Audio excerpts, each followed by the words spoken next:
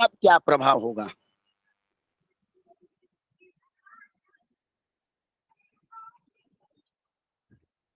मान लीजिए कि हमारे पास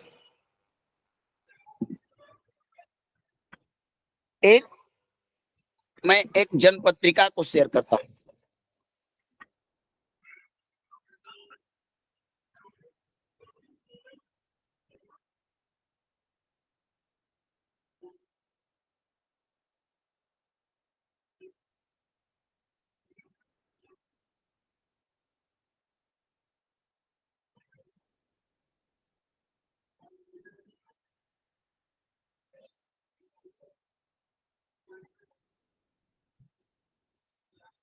जनपत्रिका आपको दिख रही है? जी गुरुदेव। गौर से देखिए, जनपत्रिका को एक बार सभी लोग गौर से देखिए। ये जनपत्रिका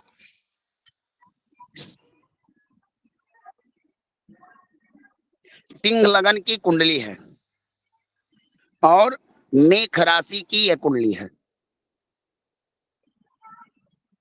या नहीं? जी भगवान। चलिए, लग्न में गुरु स्थित हैं, चतुर्थ में शुक्र स्थित हैं और पंचम स्थान में बुध राहु मंगल सूर्य की युति। छठे स्थान में शनि का स्वराशि में स्थित है और नवम स्थान में मेष राशि के चंद्रदेव विराजमान हैं। और चूंकि आप लोग जानते हैं कि राहु जिस स्थान से होता है उस स्थान से सातवें घर में केतु होता है। सही है ना? जी भगवान। तो एकादश भाव में केतु हुआ। हमको गोचर यह देखना है कि मान लीजिए कि किसी भी जन्मपत्र इस जातक का इस लग्न इसकी राशि से अगर नवम जहां सूर्य स्थित हो, गोचर का सूर्य वहीं पर चला है, तब क्या फल देगा? तो इसके लिए हमको क्या करना पड़ेगा कि हम लग्न में सूर्य को बिठाएंगे। कहाँ बिठाएंगे? कहाँ बिठाएंगे? लग्न में। अगर हम इस जातक का सूर्य कुंडली बनाए तो हमारा लग्न कौन सा? इस जातक का सूर्य कुंडली हम बनाए तो लग्न कौन सा होगा?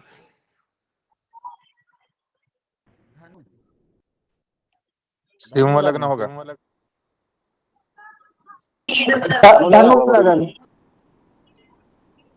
इस जातक का हम शनि कुंडली बनाए तो कौन सा लग्न होगा? मकर लग्न। मकर। इस जातक का हम चंद्र कुंडली बनाए तो कौन सा लग्न होगा? कर्क। मेष। मेष होगा। वो मेष। मेष मेष। ये बताइए क्यों होगा मेष और क्यों होगा सूर्य धनु और क्यों होगा मकर? कारण क्या इसका है? क्योंकि लगन में गुरुजी ना वो ये तो सिंह लगन की कुंडली है प्रभु। आप गुरुजी कह रहे हो ना कि चंद्र लगन की कुंडली बनाए तो हाँ, तो क्या, तो किस आधार पर, किस सिद्धांत पर आपने कहा कि मेघ होगा? कुछ बताइएगा ना हमको। गुरुजी जातक की राशि होगी मेष जी। तो चंद्रमा या जो ग्रह जिस राशि में बैठा उसको लगन मान के आगे कुंडली बना देंगे पूरी वैसे की वैसी। ये सिद्धांत सही है? सब लोग मान लेते हैं इसको? जी गुरुजी। सब कंफर्म है ना? किसी का डाउट नहीं है ना कि जो आप लोग कह रहे हैं हम कंफर्म हैं? कि आप जो कर रहे हैं वो सही है। आप अपनी बातों से कन्फर्म है कि नहीं? जी जी जी गुरुदेव। एकदम कॉन्फिडेंस है ना कि जो ग्रह जिस राशि में बैठता है, अगर हम उसका विशेष प्रभाव देखना हो तो उसे लग्न बनाकर हम देख सकते हैं। जी भगवान। ठीक, चलिए अब ये सिद्धांत गलत हो या सही हो, हम इसी पर पढ़ेंगे। चलिए, तो जन्मस्थ सूर्य का अगर हमको गोचर में विचार करना है तो हम जन्मस्थ सूर्य का लग्न अगर बनाएं तो इसका सप्तम स्थान कौन सा आएगा?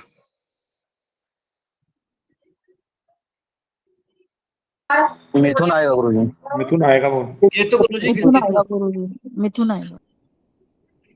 राशि गुरुजी। अच्छा, सप्तम भाव बनेगा।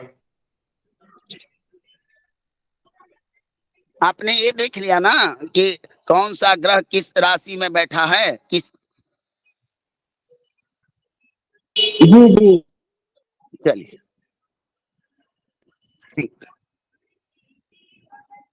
आप लोगों ने बताया कि जिस ग्रह का विशेष लग्न निर्धारण करना हो, जो ग्रह जिस अंक वाले राशि में बैठे हम उसे लग्न में कर कर बाकी लग्न की तरह ही हम उसका विशेष उसका विश्लेषण कर सकते हैं। यही बताया आप लोगों ने ना।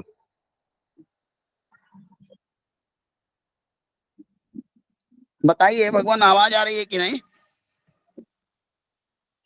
जी गुरुदेव। अगर जन्मस्थ सूर्य इस जातक का पंचम स्थान में धनु राशि में सूर्य है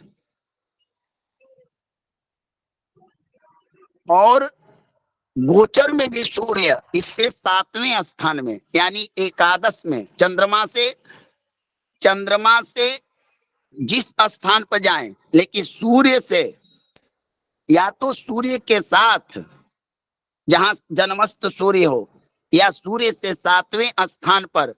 अब सातवें स्थान पर जाकर वो सूर्य जन्मस्थ सूर्य को कैसे इन्फेक्ट करेंगे, तो देखिए।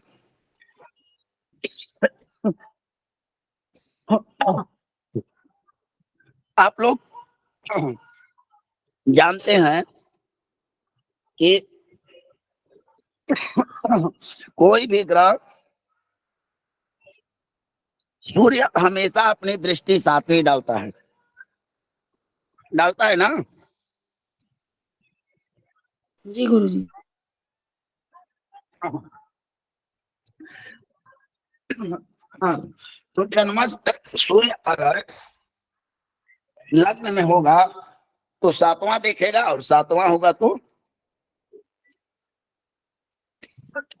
लग्न को देखेगा देखेगा ना, देखेगा ना। जी जी गुरुजी।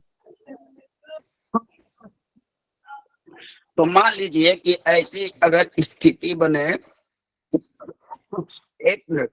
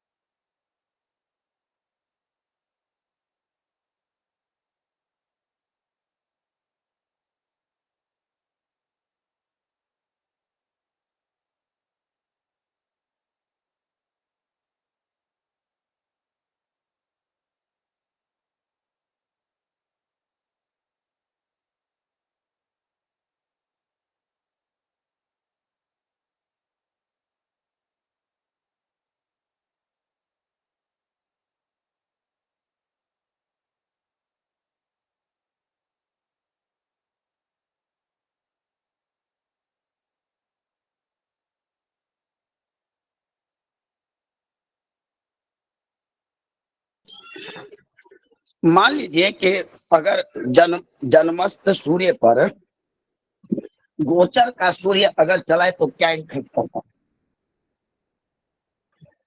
तो देखिए, अगर सूर्य जन्म वाले सूर्य पर चलाए तो जातक का स्वास्थ्य में थोड़ा ट्रेबल करता है।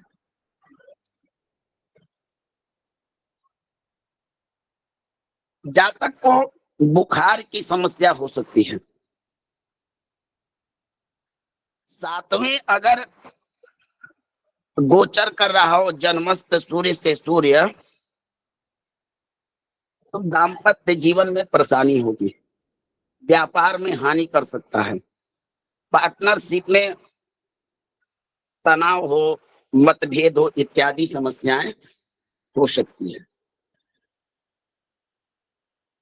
समझ में आ रहा है आप लोग को? जी भगवान।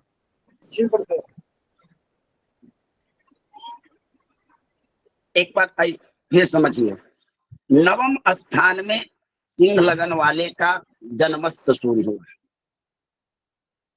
तो एको तय है कि जन्म का सूर्य या कभी न कभी तो जन्मस्थ ग्रहों से उनकी युति होती ही होगी, होता ना होगा? जी जी गुरु तो जिस समय जन्म कुंडली वाला ग्रह गोचर में उस स्थान पर आता, घूमते घूमते आता है जहां वो जन्म कुंडली में बैठा है, तो उस समय भी ग्रहों का कुछ फल होता है। तो मैंने इस सूर्य का बताया कि जन्मस्थ सूर्य से सप्तम स्थान पर अगर सूर्य की गोचर हो तो जातक के लिए व्यापार में समस्या, दाम्पत्य में समस्या इत्यादि पैदा करेंगे। अब चूंकि सूर्य से हम विचार करते हैं पिता का, करते हैं ना? जी गुरु तो अगर सूर्य में किसी प्रकार का परेशानी होगा, सूर्य कमजोर होगा, सूर्य पीड़ित होगा, तो कहीं ना कहीं जातक को पिता को कष्ट हो, पिता से सुख प्राप्त न हो, या पिता जीवित न हो, अगर हो तो इस समय उनके पिता का स्वास्थ्य जरूर खराब होगा, क्योंकि सूर्य पिता का कारक ग्रह है। समझ में आ रहा है आपको? और एक बार बताइए भगवान। मैंने कहा कि जैसे सिंह लगन वाले के आपने देखा कि जन्मांग में पंचम स्थान में धनु राशि में सूर्य बैठे हैं, देखा ना आप लोगों ने? जी जी। और यही सूर्य अगर इसके सप्तम स्थान पंचम का देखे तो एकादश स्थान होता है। जी होता है ना, पंचम से पंचम एकादश। जी जी भगवान। हाँ, पंचम से सप्तम। अगर सूर्य चंद्रमा से उस स्थान पर आए जो जन्मस्थ सूर्य से सप्तम, या चंद्रमा से घूमते घूमते पंचम स्थान में चलाएं सूर्य देव, तो जन्मस्थ सूर्य के साथ गोचरस्थ सूर्य का युति होगा कि नहीं होगा? जी जी भगवान। बताइए हाँ या ना, होगी कि नहीं? बताइए प्रभु। होगी जी। ये हो भी सकती है, नहीं भी वो तो और ग्रह कहाँ है पता नहीं। एक बात याद रखिए, आपके जन्म नक्षत्र, आपकी जन्म राशि आपके जन्मस्थ कुंडली में हर रोज ग्रहों का गोचर होता है और उसका जी प्रभाव होता है।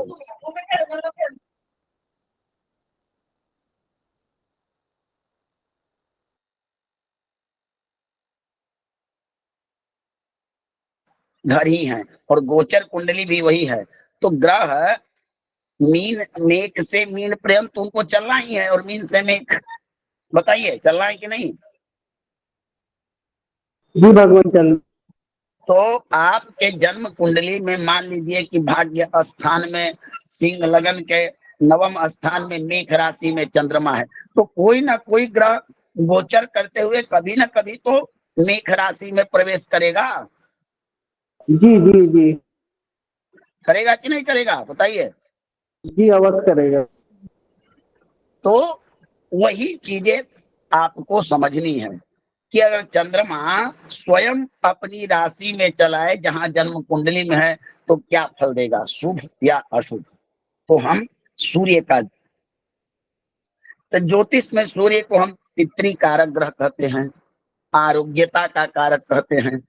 आरोग्यम भास्करादिच्छेद, अगर किसी को स्वस्थ रहना हो, तंदुरुस्त रहना हो, ऊर्जावान रहना हो तो सूर्य की उपासना करें।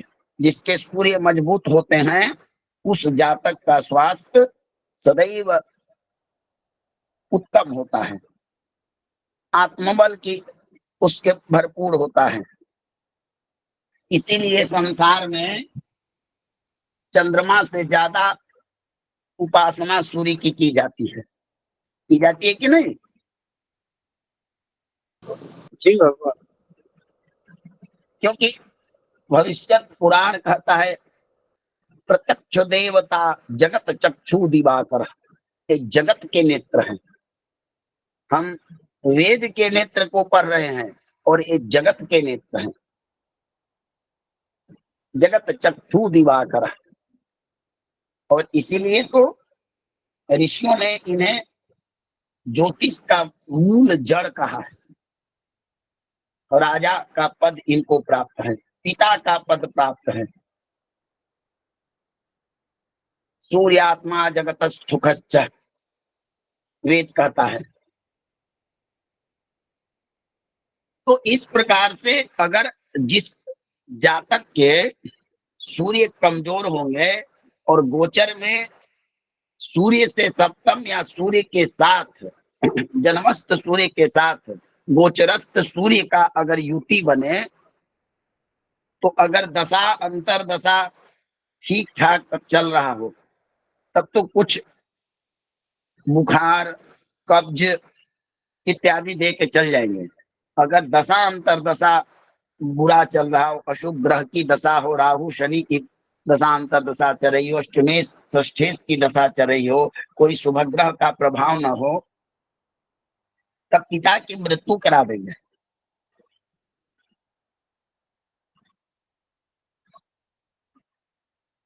अगर शुभ ग्रहों का प्रभाव हो तो पिता से मतभेद करवाएंगे। यानी कि किसी भी तरह से यह गोचर, यह समय आपके पितृ संबंधों को प्रभावित करेगा। समझ में आया? भगवान ये समझ दशांतर दशा में ही फर्क पड़ेगा या नॉर्मल हर बार फर्क पड़ेगा? हर, क्योंकि सूर्य तो हर साल में एक बार तो उस राशि में आएगा ही आएगा।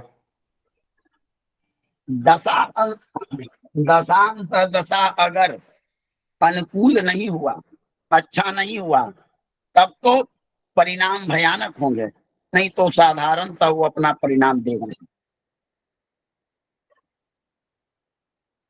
समझ में आया? हाँ जी भगवान। गुरुजी फिर ये सूर्य पे सूर्य का गोचर कहेंगे ना इसको? हाँ, जन्मस्थ सूर्य से गोचरस्थ सूर्य की युति। अच्छा ठीक है। तो दशा तो देखनी न पड़ेगी भगवान, क्या कोई डाउट? ठीक है। एक बात आप सदैव ध्यान रखिए, कोई भी ग्रह अगर दो पापी ग्रहों से पीड़ित हो, दृष्टि पड़ रही हो, युति पड़ रही हो, संबंध बना रहा हो, भले ही अशुभ या शुभ भावों के स्वामी हो, लेकिन देखिए पापक ग्रहों का जो निगेटिव एनर्जी ऊर्जाएं होती हैं, ग्रहों में दो प्रकार की ऊर्जाएं निकलती है, तीन प्रकार की। एक सकारात्मक जो हमारे लिए शुभ मानी जाती है, जैसे सूर्य जब वृश्चिक राशि से कन्या राशि से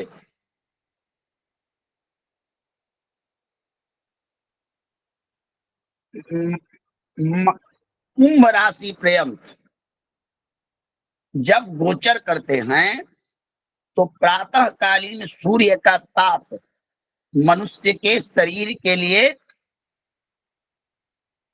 पोषक तत्व के रूप में काम करता है। शरद से, चूंकि ये जो पीरियड होता है सूर्य का, इस समय हमारे यहाँ शरद ऋतु यानी सर्दी का मौसम होता है ना। जी गुरुदेव। मकर का मतलब कि फरवरी मास तक सर्दी महसूस होता है ना। हाँ या ना बताइए। जी भगवान।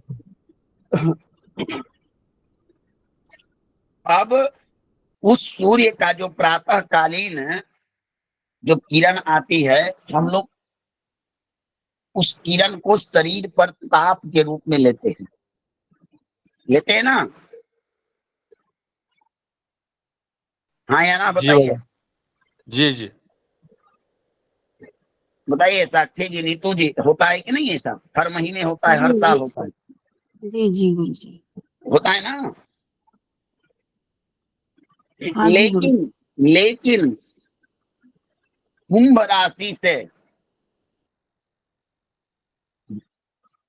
मीन राशि, मीन का अंतिम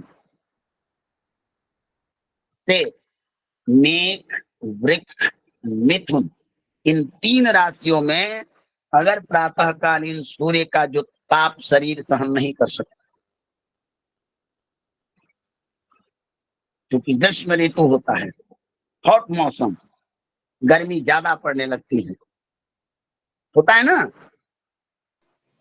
जी भगवान। अगर हम इन तीन राशियों में वृश्चिक, धनु, मकर वाले को अगर हम कह दें कि 9-10 बजे आप सूर्य के ताप को सहन करिए, प्रातःकालीन से लेके मध्याह्न तक के सूर्य का ताप लोग प्रेम से, आनंद से खुले मैदानों में बैठकर, छत पर बैठकर उसका शरीर को ताप लेते हैं, ऊर्जा लेते हैं, सूर्य की लेते हैं ना। जी भगवान। लेकिन यही जब वृषभ राशि, ज्येष्ठ मास, वैशाख मास, वर्षा आने के पूर्व तक, जब तक ग्रीष्म ऋतु का आयु होता है, उतना में हम सूर्य के ताप को सहन नहीं कर पाते हैं शरीर पर। कर पाते हैं? नहीं नहीं। हाँ या ना बताइए आप लोग। मैं सिद्धांत की बातें हैं, हो सकता है आप लोग कुछ और इसमें लॉजिक जोड़ सकते हैं। है ये चीजें कि नहीं हर महीने होती है? ये तो प्रमाण की आवश्यकता नहीं ना है। बताइए, बताइए हाँ या ना। हाँ भगवान। उस समय हम अग्नि का भी ताप लेते हैं, लेकिन अगर वृषभ राशि के सूर्य में, मिथुन राशि के सूर्य में, मेष राशि के सूर्य में अगर हम शीतलता की ओर चलते हैं, ठंडी हवा चाहिए, ठंडा जल चाहिए। अब वर्तमान समय में ही आपको कोई व्यक्ति कहे कि आप 3 घंटे प्रातःकालीन सूर्य का ताप शरीर पर लीजिए, सहन होगा? नहीं होगा। तो इसी प्रकार ग्रहों की 2 प्रकार की किरणें प्राप्त होती हैं, एक सकारात्मक, एक नकारात्मक। एक किरण ऐसी भी आती है जो ना आपकी जन्म पत्रिका में सकारात्मक फल देती है और ना नकारात्मक फल देती है। तो जब जन्मकालीन जन्मस्थ ग्रहों के स्थान पर गोचर करते हुए वही ग्रह अपने स्थान से विचरण करता है या अपने से 7वां जब जाता है तो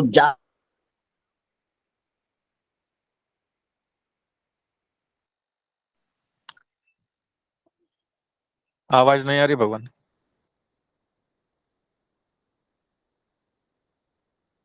अच्छा हुआ और उस समय कोई अच्छे ग्रह की दशा भी चल रही है, तब तो जो परेशानी होगा वो कम होगा। अगर दशा भी बुरी हो, ग्रह भी जन्म पत्रिका में बुरा हो और गोचर भी उसका बुरा हो, तब तो कोई ना कोई बड़ा घटना का संकेत होता है इस समय। तो हम कैसे पकड़ेंगे कि घटना क्या घट सकती है? तो हम ग्रह के कारकत्वों का विचार करेंगे। अब सूर्य देव हैं, अगर सूर्य का विपरीत परिणाम मिले तो जातक को राजकीय कोप का सामना करना पड़ता है, आत्मबल की कमजोरी होगी, पिता का सुख में कमी होगा, बीमार पड़ सकता है, धन की हानि हो सकती है, सिर में दर्द हो सकता है। यानी कि बहुत सरल है ज्योतिष, सिर्फ अपने माइंड का प्रयोग। एक सूर्य इन्फेक्ट होता है, पीड़ित होता है, तो क्या क्या हानि करेगा? तो जो जो चीजें इससे विचार होता है, जिन जिन चीजों का इस पर इस कारकत्व है, जहां जहां का स्वामित्व जन्म पत्रिका में प्राप्त है, जिस चीज का कारक है, उन सब को प्रभाव करता है।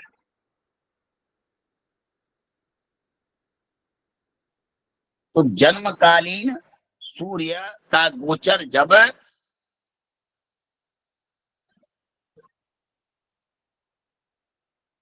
आप लोगों के पास ऐसी समस्या आती होगी कि कितना भी व्यक्ति धन कमा रहा हो, लेकिन धन जो है बचत नहीं होता है।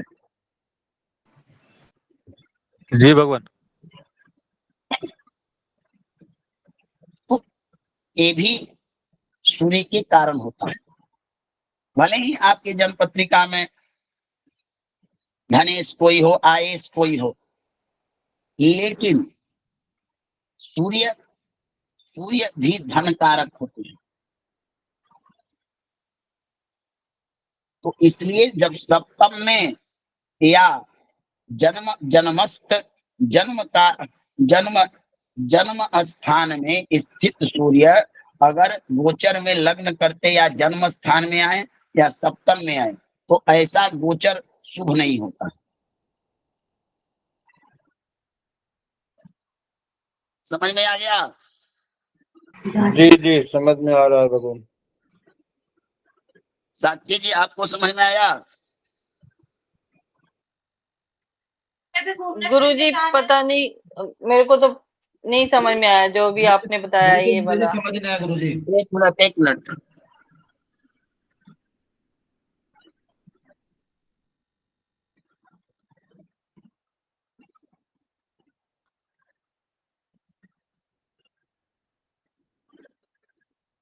ये क्या है?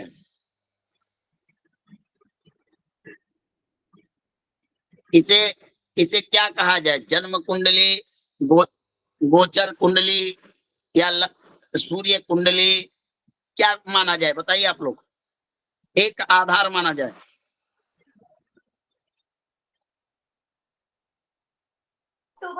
गुरुजी आपने कुछ पोस्ट किया? नहीं नहीं, देखिए एक जन्म पत्रिका है, दिख रही आप लोग को? नहीं गुरुजी, अभी दिखाई नहीं दी गुरुजी।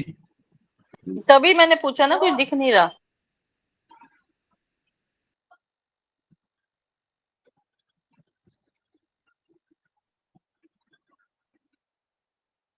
अब दिख रही है? नहीं भगवान। नहीं भगवान। नहीं दिख रही है? जी नहीं।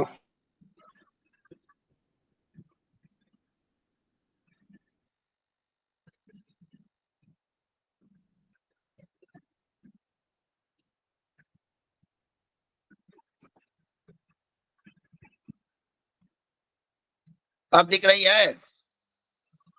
जी भगवान। जी जी जी जी गुरुजी जी जी जी। एक गोचर कुंडली भी है, लग्न कुंडली भी है। जिस कुंडली को आपको मानना है मान लीजिए। यहाँ देखिए, सूर्य कर्क राशि में बैठा है। जन्मांग चक्र के अनुसार हम देखे तो बैठा है कि नहीं, हाँ या ना? जी जी जी भगवान। बताते चलिए कि अब पॉइंट हमको दिख रहा है, समझ में आ रहा है, तब आगे बढ़ू। जी गुरुदेव, दिख रहा है गुरुदेव। द्वादश भाव का सप्तम स्थान कौन सा होता है?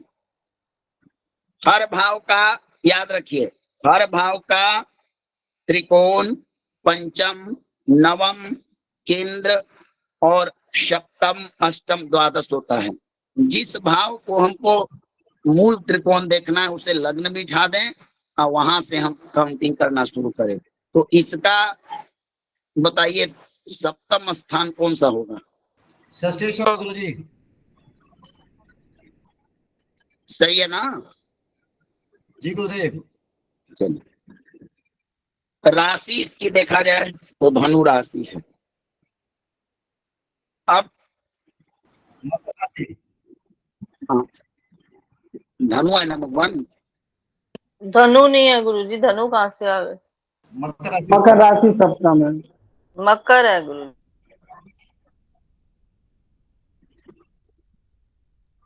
चंद्रमा कहाँ बैठा आप लोग को दिख रहा है? धनु तो है। अंश धनु डिग्री राशि, चंद्रमा धनु चंद्रमा। राशि।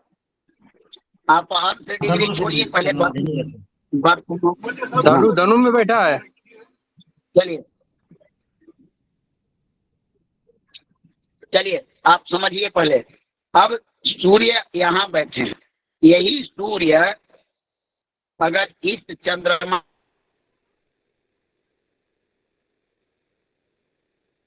से चलते चलते चलते चलते यहाँ आते आते अगर यहाँ आ जाए तो हम कहेंगे ना कि गोचर का सूर्य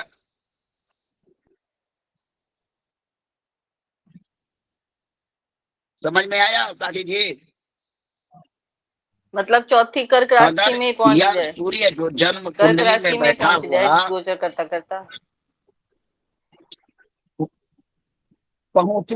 पहुंचना ही है हर महीने, 12 महीने में कभी न कभी किसी न किसी मास में उसको जन्म कुंडली में जिस राशि में है उसमें जाना ही है।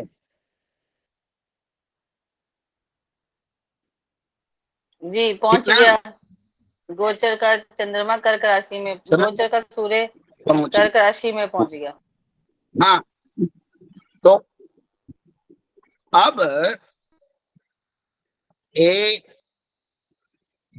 यहाँ बैठकर यहाँ देख रहा है, छठे हाउस, छठे घर को देख रहा है। सप्तम को। मतलब अपना सप्तम है लेकिन घर तो छठा भाव भाव तो छठा है। हम कुंडली जब सूर्य की कुंडली विचार करेंगे तो सूर्य का सप्तम होगा वो भाव, वो लग्न का छठा है हाँ लेकिन जी ठीक सूर्य है का गुरुजी। सप्तम है। हाँ जी वही तो बोल रही हूँ मैं भी जी, बिल्कुल। तो नहीं नहीं, आप छठा स्थान इसको बोल रहे हैं। अगर सूर्य कुंडली बनाइएगा ना तो ये हो जाएगा सप्तम।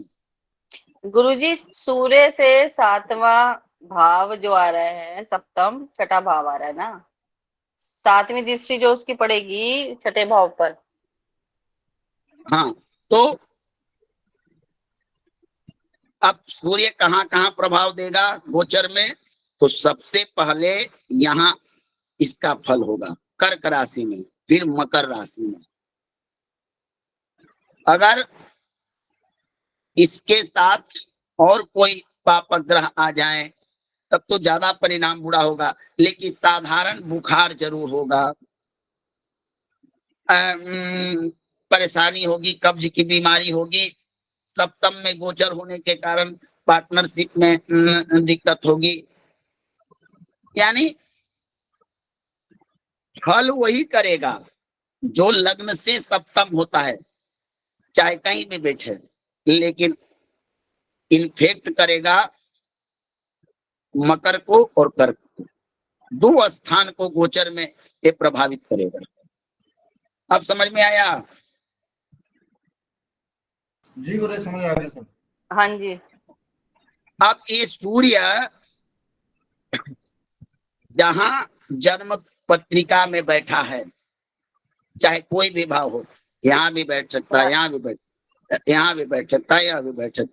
तो इस अब यहाँ द्वादश भाव में बैठा है, तो निश्चित है कि पिता के कारण या स्वास्थ्य के कारण किसी न किसी तरह से इस जातक को व्यय कराएगा, खर्च कराएगा। जी भगवान। बीमारी में खर्च करा सकता है, क्योंकि यह भाव खर्च का भाव है, व्यय का भाव है ना? है कि नहीं? जी जी जी। अब छठा स्थान देख रहा है, तो लग्न से छठा को माने तो रोग का है, वो ऊपर भी इसका शत्रु स्थान है, तो यहाँ भी यह रोगों को वृद्धि करेगा। किसके रोगों को बढ़ाएगा? तो पिता के रोगों को बढ़ाएगा, है ना?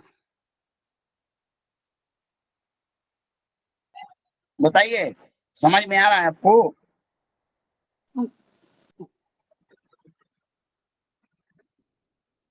आ रहा है कि नहीं? जातक के पिता को परेशानी करेगा कि नहीं?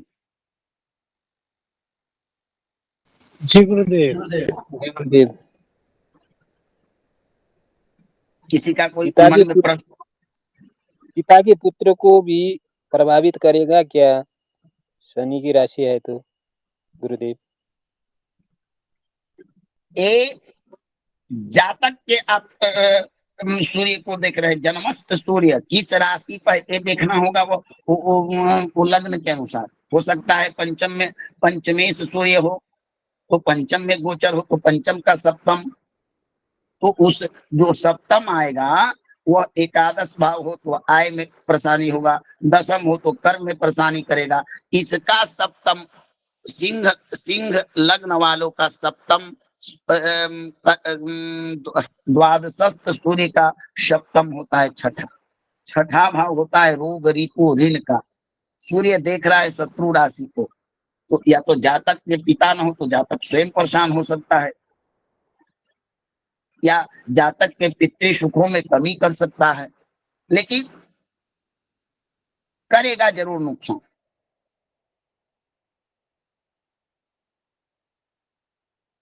समझ में आ रहा है? जी भगवान। चल, तो एक सूर्य का आगे बढ़ूं कि और इसमें कुछ चीजें आपको देखनी है। अब हाँ, यहाँ एक चीज देखना है कि दो सूर्य बैठ गए। अब समझिए प्रभु कि जन्मकालीन राशि पर किसी ग्रह का गोचर, जन्म नक्षत्र पर जब कोई ग्रह जाते हैं तो उसका इन्फेक्ट पड़ता है। तो प्रति महीने सूर्य इत्यादि ग्रह हमारे राशियों से गोचर करते हुए भ्रमण करते रहते हैं, तो इसका हमारे जीवन पर इन्फेक्ट होता है। अब कैसा इन्फेक्ट होता है? ये जन्म पत्रिका का विश्लेषण करने पर अगर सूर्य कमजोर हो तो आप देख लीजिए कि आज इस महीने इस जातक के सूर्य यहाँ आने वाले हैं, उस जातक को मना कर दीजिए, सचेत रहना। हो सकता है ऐसा बीमारी तुमको हो सकता है, पिता के सुख में कमी हो सकती है, तुम्हारा गोचर खराब होने वाला है, सूर्य तुम्हारे जन्म राशि पर आने वाले हैं। अब देखते हैं ना, जन्मकालीन राशि से शनि का जब गोचर आता है तो पहले ही ज्योतिषी लोग बता देते हैं कि इस जन्म राशि वाले का शनि का गोचर अशुभ फल देने वाला होता है, कहा जाता है ना। बताइए। जी भगवान। ग्रहण होता है तो पहले ही सचेत कर दिया जाता है कि इस राशि वाले लोगों का इस बार का सूर्य ग्रहण नुकसान देगा, इस राशि को फायदा देगा, कहा जाता है ना। जी गुरुदेव। तो इसी प्रकार इसके द्वारा आप यह जान सकते हैं कि जैसे सूर्य, हमने देखा कि मिथुन राशि में सूर्य गोचर कर रहे हैं, अब कर्क में आएंगे, जातक सिंह लगन का ऐसे, और द्वादश भाव में सूर्य है,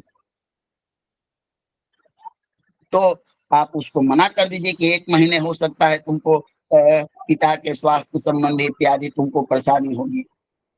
यही सूर्य जब धनु राशि में हो और मकर में आने वाले हो तो उसको सचेत कर दीजिए,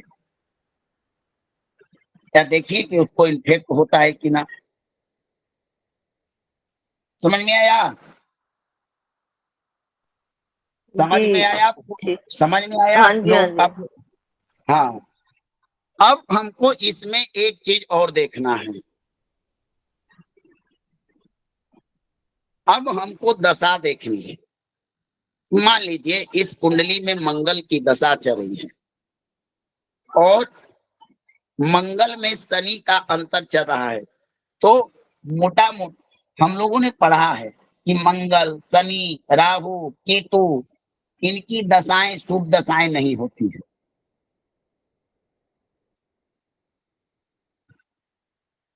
क्या साधारण तौर पर दशा प्रकरण में आपने पढ़ा था ना? हाँ जी। जी गुरुदेव। तो यहां पर बताइए कि हम इसका ये देखें कि मंगल की दशा चल रही है और शनि का अंतर हो, मान लीजिए कि बुध का अंतर आ जाए, तो दशा अंतर दशा भी देखनी है। शुभ दशा चल रही हो, अशुभ दशा चल रही हो, अंतर दशा चल रही हो, तो एक परिणाम और बुरा हो सकता है। अगर शुभ दशा हो, शुभ अंतर दशा हो, तो प्रभाव में कमी करेगा। अब जैसे देखिए, अब मान लीजिए कि इसका संबंध होता 16-12-20 तक, तो एक पीरियड इस जातक के लिए एकदम खतरनाक होना चाहिए, क्योंकि मंगल में राहु की अंतर्दशा चल रही है, चल रही है ना। जी जी। तो इस समय किसी ग्रह का जन्मस्थ सूर्य का अगर ऐसा गोचर बने तो जातक को इन्फेक्ट करेगा कि नहीं करेगा ये महीना? जी जी।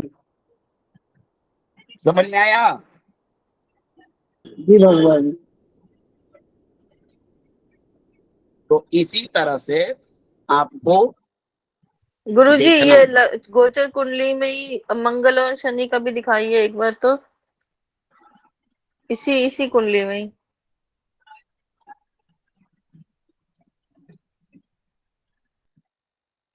क्या देखना है?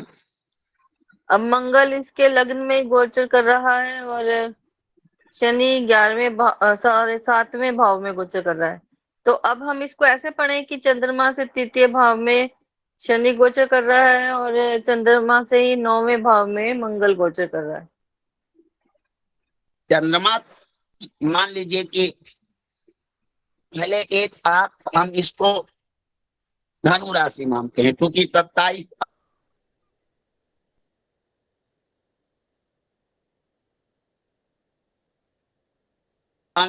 16 कला 40 विकला है, तो अभी बहुत पीछे है मकर से।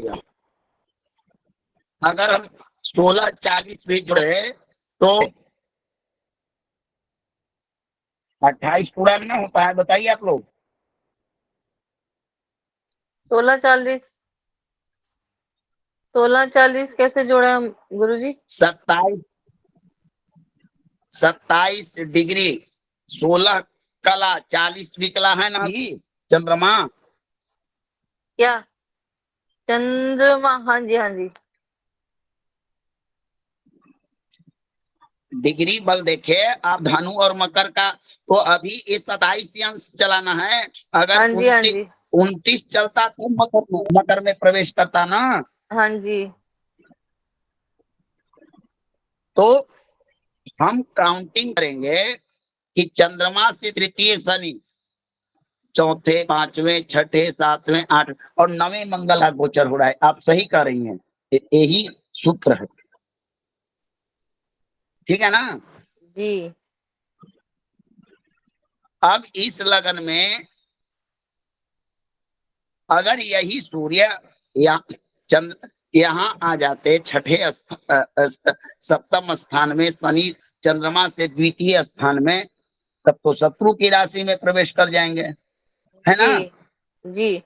और उस समय दशा अंतरदशा भी सूर्य का किसी ग्रह का ठीक ठाक न चले तो ये सूर्य का परेशानी देंगे ना उस महीने में, सिर्फ उस बिल्कुल महीने देंगे, में। बिल्कुल देंगे। तो इसके द्वारा इस सिद्धांत से आप मासिक फल निकाल सकते हैं किसी ग्रह का, एक महीने का। अब चंद्रमा का निकालना होगा तो उसका थोड़ा इनसे कुछ अंतर होगा। तो आइए हम चंद्रमा को पढ़ते हैं। आज चंद्रमा पढ़ते हैं। ये गुरु सिद्धांत जी समझ में बारी आ बारी गया। सभी ग्रह पढ़िएगा, बारी बारी सभी ग्रहों को पढ़िएगा ना, शनि और मंगल वगैरह कभी। हाँ हाँ, सबका चलिए। ठीक। अब मान लीजिए कि हमने देखा कि धनु राशि में चंद्रमा है और गोचर का विचार होता है चंद्रमा से ही, तो बड़ा आसान हो गया हमको ये जानना कि चंद्रमा का गोचर। तो ये तो हो गया कि जातक का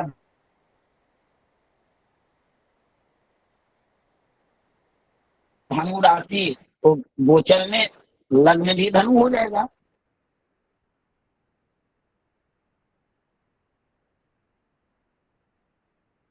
जी गुरुदेव। है ना। जी बताइए। भगवान, लग्न में धनु हो जाएगी। जी जी। धन अब जन्मस्थ चंद्रमा पर या हाँ सप्तम, जी भगवान, अब धनु लगन चंद्रमा होगी का भी उसकी। वही। अब देखिए, सूर्य का भी जन्मस्थ और सप्तम, क्यों? क्योंकि लग्न में बैठा सूर्य सप्तम को देखेगा और सप्तम में बैठा सूर्य लग्न को देखेगा। सेम चंद्रमा की भी दृष्टि वही होती है, सप्तम और लग्न। चंद्रमा भी तो सप्तम ही देखता है ना। बताइए। हाँ जी। अब जन्म पत्रिका को एक बार देख लीजिए, तो इस सिंह लगन में चंद्रमा को 12वां भाव प्राप्त हुआ ना सिंह लगन में। हाँ या ना बताइए, अभी आपने देखा है, भूल गए? हाँ सिंह जी गुरु लगन जी, वाले के लिए 12वें भाव में आता है कर्क लगन, कर्क। बताइए कि इस लग्न में चंद्रमा को शुभ भाव मिला या अशुभ भाव? अशुभ मिला। तो या मान लीजिए कि चंद्रमा जन्म पत्रिका में अशम में हो जाए, षष्ठेश हो जाए, किसी भी बुरा भाव का स्वामी हो और गोचर करते हुए चंद्रमा, जन्मस्थ चंद्रमा गोचर करते हुए उस स्थान पर आए जहां जन्म कुंडली में जिस बुरे भाव में, चाहे जहां बैठा हो और बुरा भाव का स्वामी हो जाए, तब उस समय जिस समय चंद्रमा का गोचर होगा उस अवधि में, देखिए बड़ा सूक्ष्म चीज बता रहा हूं, जब चंद्रमा का गोचर 2.25 दिन तक होगा और चंद्रमा जन्म पत्रिका में अशुभता हो, तो जातक को क्षणिक परेशानी होगी। सर्दी हो सकता है। ऐसी ऐसी बीमारी आप लोग को कभी कभी होती है ना कि एक दिन का बीमारी हुआ, 2 दिन का बीमारी हुआ, फिर पुनः आप स्वस्थ हो गए। बताइए, होता है कि नहीं? छोटी मोटी लोग कहते हैं कि मौसमी बुखार है, 2 दिन में ठीक हो गया, 1 दिन में ठीक हो गया, हल्का सा ठंडे पानी है। समझ में आ रहा है मेरी बातों को ना? लंबी बीमारी ना होके 1 आध 2 दिन की भी बीमारी होती है ना। हाँ जी गुरुजी, होती है। गुरुजी एक बात बताऊं आपको? हाँ जी गुरुजी, मेरे बेटे का चंद्रमा और मेरे बेटे का सूर्य पंचम भाव में सिंह राशि का बैठा है। ठीक है। और अभी वो चौथे राशि में गोचर कर रहा है। 12वें हो गया, अपने से 12वें हो गया। तो उसको वही 1 दिन 2 दिन का बुखार चढ़ा था, अभी ये 2 दिन पहले। हाँ, तो बस तो इसी अब यहाँ पर चंद्रमा उस अवधि में बीमारी देगा, लेकिन सूर्य जब तक, मैंने पहले ही बता दिया, इस पर आप लोग प्रश्न मत कीजिएगा कि गोचर में चंद्रमा का फल सूर्य देता है, तो सूर्य उस महीने तक सर्दी, बुखार, मन को किसी प्रकार से कष्ट देगा, और 1 महीने या तक के बाद वो पुनः कंट्रोल हो जाएगा। तो ये तब होगा जब चंद्रमा अशुभ स्थान में का स्वामी हो और अशुभ गोचर करते हुए आपके गोचर कुंडली में चले। तो फल हम मासिक फल इसका देखेंगे सूर्य से।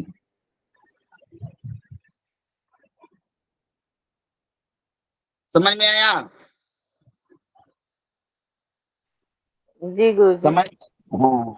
और मान लीजिए कि सूर्य अगर शुभ हो और चंद्रमा अशुभ स्थान में गोचर करे तो 2-4 दिन तो वाली बीमारी देगा, लेकिन लंबा बीमारी 1 महीने वाला बीमारी नहीं होगा, क्योंकि आपका सूर्य शुभ हो। अगर चंद्रमा भी कमजोर हो जन्म कुंडली में और सूर्य भी कमजोर हो तो 1 महीने वाला बीमारी आपको होगा। क्या परेशानी?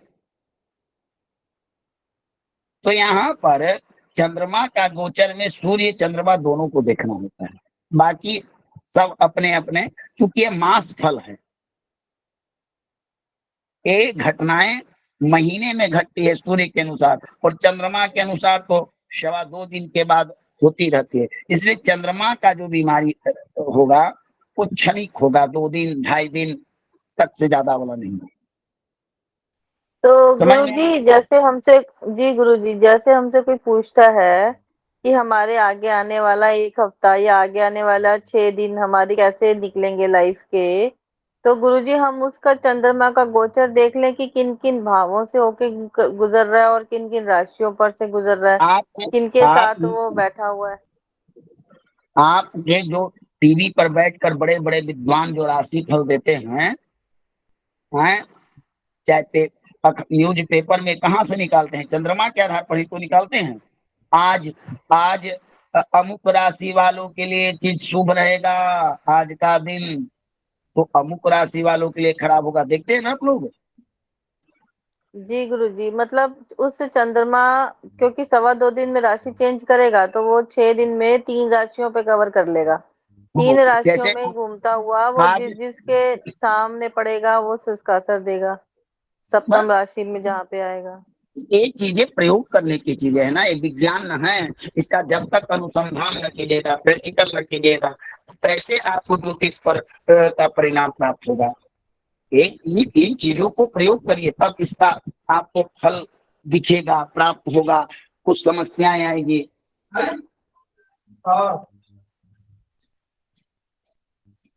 ठीक ना? गुरुजी मैंने ठीक बोला है ना? अगर कोई 6 दिन का बोले तो उसका चंद्रमा हाँ देख लो 3 राशियों में हाँ कहाँ हाँ कहाँ निकलेगा, हाँ हाँ उसके हाँ साथ हाँ कौन से हाँ। ग्रह इंक्लूड। ठीक है। तो चलिए आज आज हम कक्षा को, हाँ, आज हम कक्षा को विश्राम देते हैं। और आपका मन में कोई प्रश्न हो तो। अच्छा,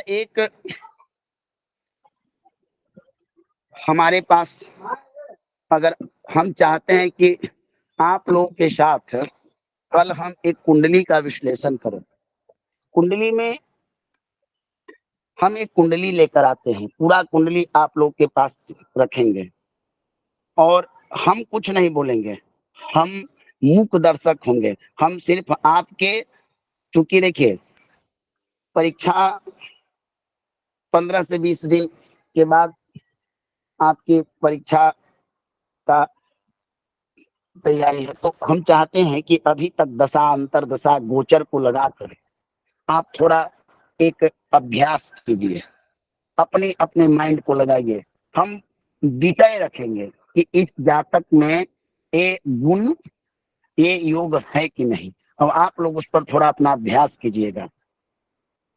तो अगर आप लोगों की इच्छा हो तो कल मैं उस कुंडली को लेकर आऊंगा, कल कुंडली पर ही चर्चा हो, क्या बताइए? तैयार हैं आप लोग? ठीक है गुरुजी। नहीं नहीं, ऐसे मत बोलिए, कोई जरूरी नहीं है मैं आप लोगों के लिए कर रहा हूँ कि मैं एक कुंडली लाऊंगा, इतने लोग हैं, 17 18 13 14 लोग हैं, 14 मिलकर 1 घंटे 2-2 मिनट का मैं समय दूंगा और मैं आपको इतना तक कर दूंगा कि हम जैसे हम कुंडली ला कर आए कि इस जातक का संतान योग इस जन्मपत्रिका में है कि नहीं, और नहीं है तो क्यों नहीं है, और होगा तो कब होगा। तो इस पर अपना मंतव्य रखना है, नहीं तो कहिए मैं ग्रुप में डाल देता हूं, उसका आप रिपोर्ट बनाइए।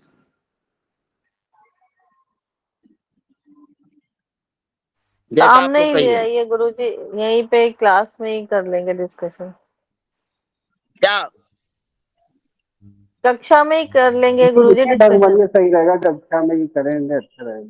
ठीक, चलिए आज से संबंधित किन्हीं का प्रश्न, क्योंकि अब इसको पढ़ाने के बाद अब एक प्रकरण मात्र गोचर में बच जाएगा आपका, 7.5 का प्रभाव, उसके बाद गोचर समापन, हम अष्टक वर्ग को पढ़ेंगे। तो चलिए आप बताइए आज का, हाँ नीतू जी का कोई प्रश्न है, बताइए। गुरुजी मेरे को तो ये परीक्षा के बारे में पूछना था। परीक्षा में सारा पूरा जो कोर्स आपने पूरा करवाया है पिछले 7-8 महीने में, वो सारा ही आएगा गुरुजी? देखिए परीक्षा आपकी बेसिक जो चीजें कराई गई है, जितना आप लोग जानते हैं उससे अधिक कुछ नहीं होगा, बस इतना ही बता सकता हूँ और अधिक कुछ नहीं। इतना पढ़ाया गया है, कोई ऐसा विषय नहीं होगा जो आपके पाठ्यक्रम से अलग का होगा। और मैं 30 अगस्त के बाद आपको 3 अगस्त से लेकर 5 अगस्त तक पूरे पुनः पाठ्यक्रम जो जो पढ़ाए गए हैं संक्षिप्त में उनकी पुनरावृत्ति करूंगा।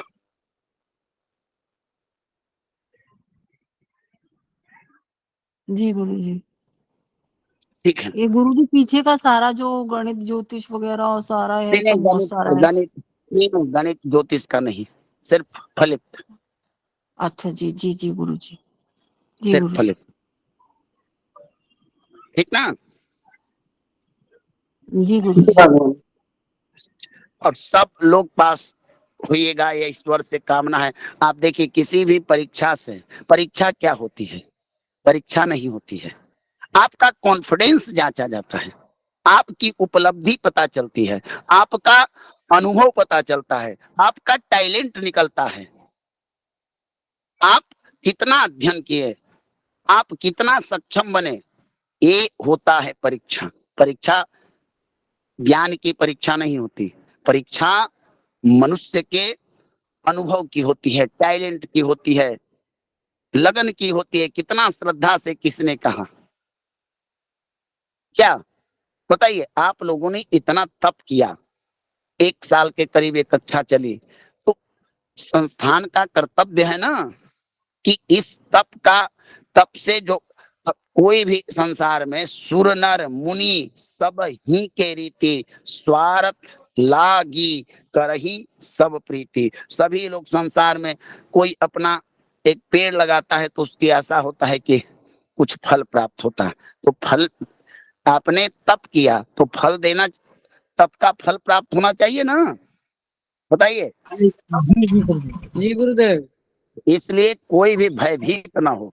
कोई ऐसी आपके नहीं है कि एक बार, और ये संस्थान का भी बहुत बड़ा चुनौती है कि प्रथम परीक्षा होने वाली है। जितना आप देने से डर रहे हैं उतना लेने से भी संस्थान क्योंकि संस्थान की भी प्रथम परीक्षा होगी। अभी कितने क्लास समापन हो गए थे, लेकिन इस तरह से कोई कक्षाएं न चल पाई है। इतना बृहद, इतना विस्तृत, हर प्रकरण को कम से कम महीने या 20 दिन से कम नहीं चलाया गया है। क्या हरि किशन जी?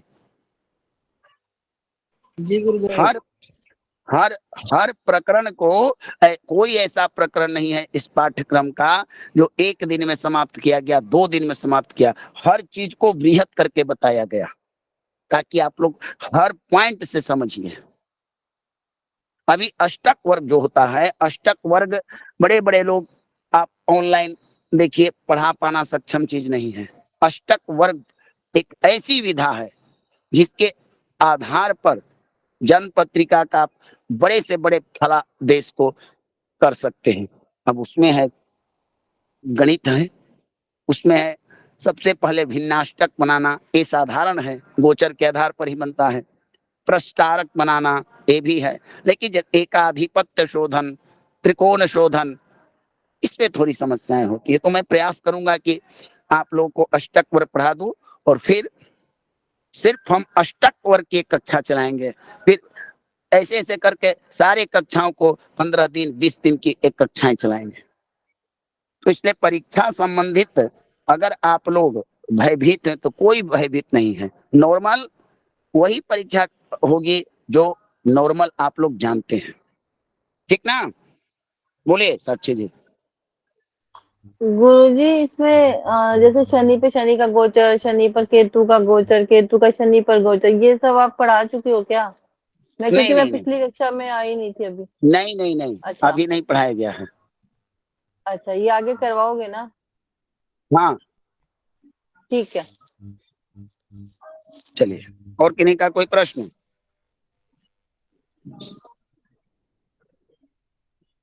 चलिए कक्षा को समापन किया जाए ना। हाँ जी गुरु।